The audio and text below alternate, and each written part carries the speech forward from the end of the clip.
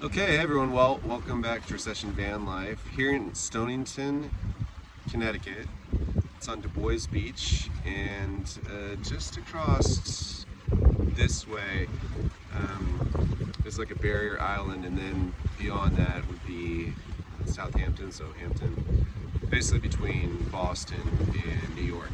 So, just kind of happened upon this point, wasn't really planning on it, just didn't feel like driving a lot today, was sort of tired.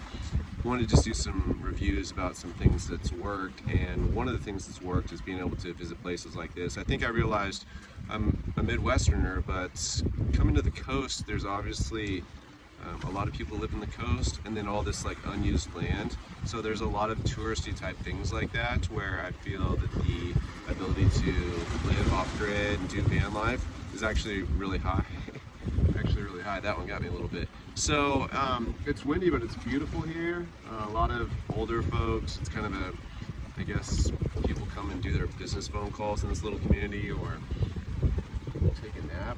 It's Monday afternoon, so anyways, it's pretty. I wanted to show you some of the things that's just some updates and things that have worked and things that haven't. I've appreciated the comments, and I do think that if I continue on this van life journey, I will look at switching to the lithium ion batteries or the lithium phosphate batteries, I guess I should say.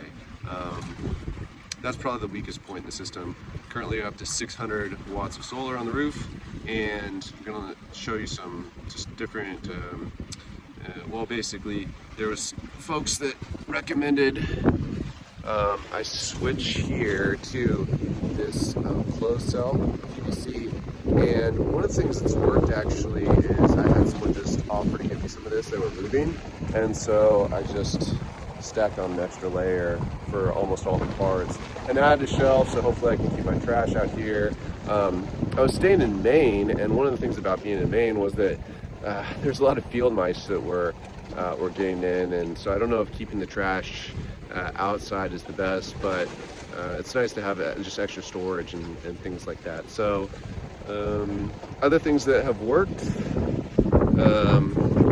I'll just walk through some of these things you guys have seen before. Diesel heater has been a big win.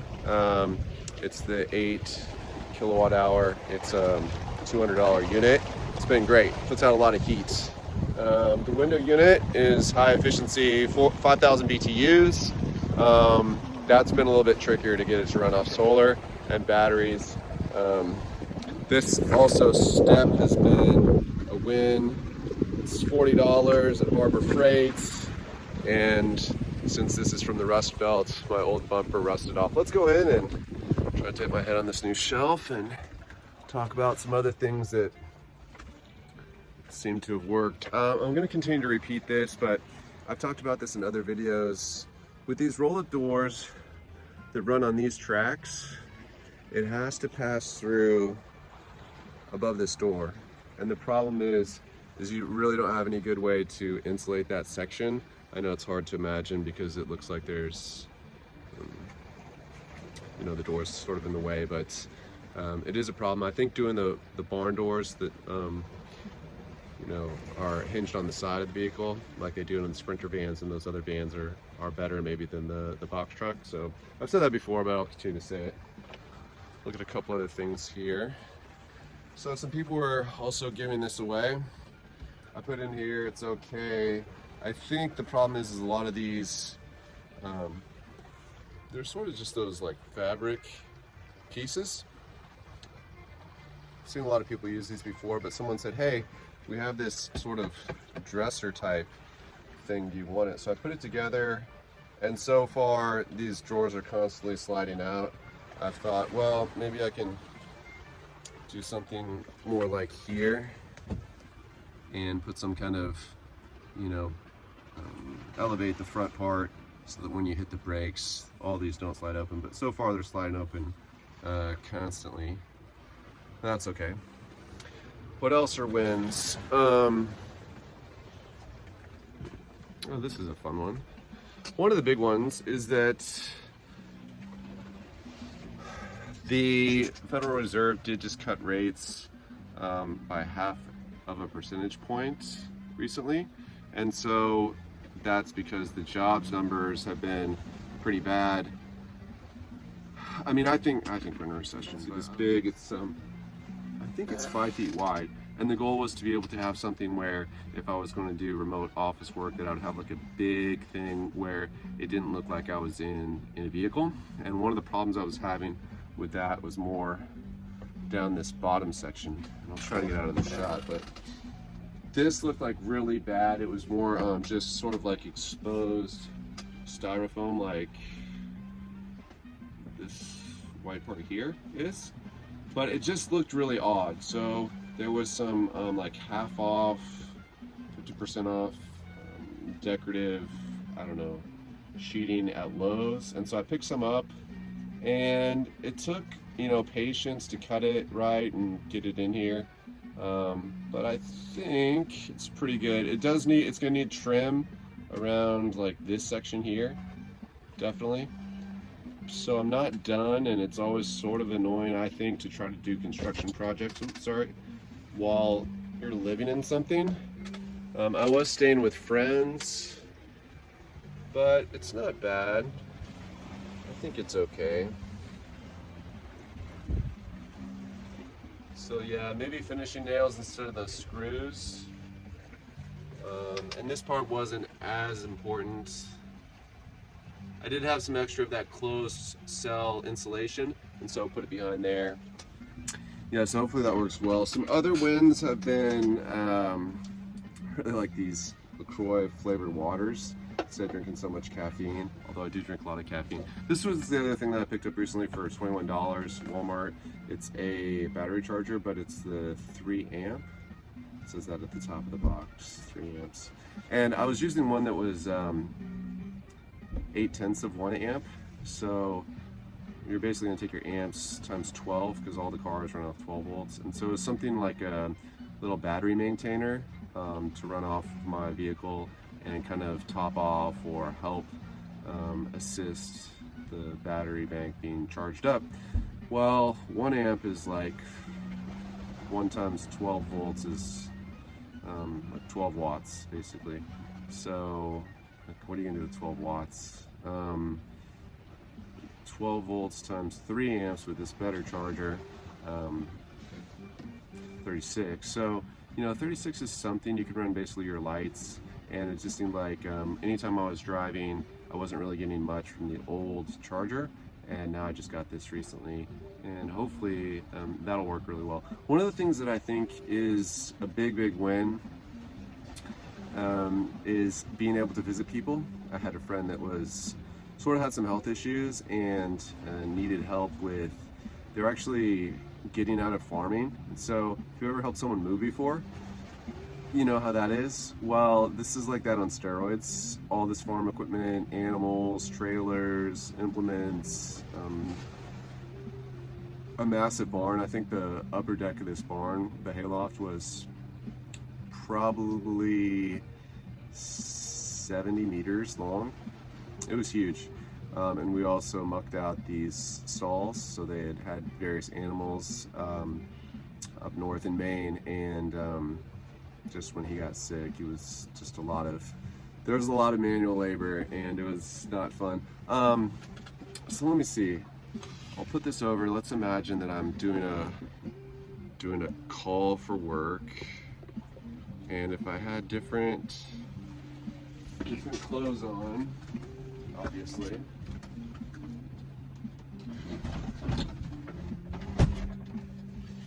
And this door was shut. With that, if I go like that, would that be weird? Probably I would need it to be like a little bit lower. Probably like there. That would probably be fine for a work call. Yeah, so I don't know. I mean, we'll see. I think I could make that work, and that would be very reasonable. I didn't like doing work calls where, you know, like being real anxious whether like the background fuzzy filter was on, or not being really clear if everyone was fine, if I was traveling, or what exactly it's not one of those things you want to ask about. Oh, I know. So I also added these, it's going to be hard to see them here, but these strip lights, they run all the way vertically, and You can't see them very well now because the roller door is up, but they do provide a lot of really, I think, super low draw when your batteries are low, and you can still get a lot of light using those in this place instead of using like standard bulbs. Even though bulbs are sometimes only like 7 watts, it's still a lot when it's been cloudy or for whatever reason, you know, your batteries are run down for, I don't know. I've had some trouble with the basically keeping the refrigerator on, and just, I don't know why. It's been sort of frustrating, to be honest. So I guess if I was going to start out and I was going to give advice, I would start with 200 amp hours of lithium batteries. And I know that's expensive. If you buy them used, they're like $600 each. If you buy them new, they're like $900 each for a 100 amp hour battery. And you need 2 of those. So it's like maybe $1,800, somewhere between $1,000 and $1,800. On top of everything else, it's sort of a high price point in all of the other costs that you're accumulating, and you're not even sure if you're really going to stick with it or not. But yeah, not being able to run things is just, it's just sort of annoying. I don't know what to say. It's just, you sort of accept it, but you're also like trying to manage it a lot. And I think the last thing I'll say is, it was hot this summer. Very rarely was I able to use the air conditioner in any significant or effective way. It basically really didn't help much. And when it was really hot, you know, like 100 degrees highs during the day, it was still 90 degrees sometimes at night in here. And so I think that was the big moment when I thought, that's the trickiest part. The diesel heater runs great and it doesn't require that much electricity, but cooling one of these vehicles down is a problem. You can't just open the door because you're gonna get all the bugs in there, especially mosquitoes in almost most parts of the world. I also haven't wanted to cut holes in the ceiling of this. I think you really need not one Mighty Max fan, but probably 2, like one cooler air coming in and the other one exhausting out to kind of get that circular flow. But when it's still 85 degrees outside when you're ready to go to bed, or 89 as it was at some points during the summer, when you had those 101 degree days, it was tough. I ended up just using a little 12-volt fan like this. Someone had given me one of these, and I just used this to, I just used that, basically just point it right at me, and slept on the floor where the air was the coolest. And it was okay, but to do that for months, I think I would end up eventually getting pretty tired, which would kind of leak over into the workday and the rest of life, and you don't want that. So staying cool is a problem. I mean, coming up to Maine during August and July was fine. I don't know that I'd want to chase the cool air every year. So anyway, that's the biggest problem. Also, my air conditioner doesn't work on my vehicle, so I wasn't able to really try that out to see how well that would work as a solution. But anyway, those are some of the things that are working. Some of the things that are really working, just to recap, is being able to go and visit friends, as we're all disconnected after basically 2020, and people are having a hard time, and you want people to be there for you when you're having a rough time. It's nice when everyone else has kids and is kind of stuck with their mortgage that you're able to get up and move and go see people. The 3 amp battery charger for $20, that's a win. I think diesel heater's a win. Staying in beautiful places is a win. Some of the other things are okay, I guess. Getting free insulation or cheap or discounted, like wood or wood paneling from Lowe's, is nice. And then I think just decorating, getting color, whether this doesn't have that much color, but I have a couple other items that do have, like, you know, the ocean stuff, the surfing stuff, the paint, the What's that, like the subway system of Barcelona? Just like these different colorful items that kind of make it nice. So anyway, thanks for watching. Hopefully the recession doesn't get any worse. Let me know how it's going with your job or where you work. Are they having a lot of layoffs? What about you, for those who are in the job hunt? Are you having a lot of luck? Are you getting a lot of interviews? Especially JobBot. What do you guys think about JobBot? Robert Half, LHH, all this stuff with LinkedIn. It's really, it's not so easy. And if you don't have great networks, yeah, I don't know. So anyway, those are just some thoughts and some definitely, I think, find a lot of places on the coast to, they're accommodating to vacationers, right? And there's all this unused land geographically because you can't urban design every square inch. I was going to encourage you just with this last thing. When I was doing this in 2022, I had a 70% savings rate. Yeah, so that was pretty awesome. Definitely felt like I made up some good ground, and hopefully I'm well prepared to be able to do that again.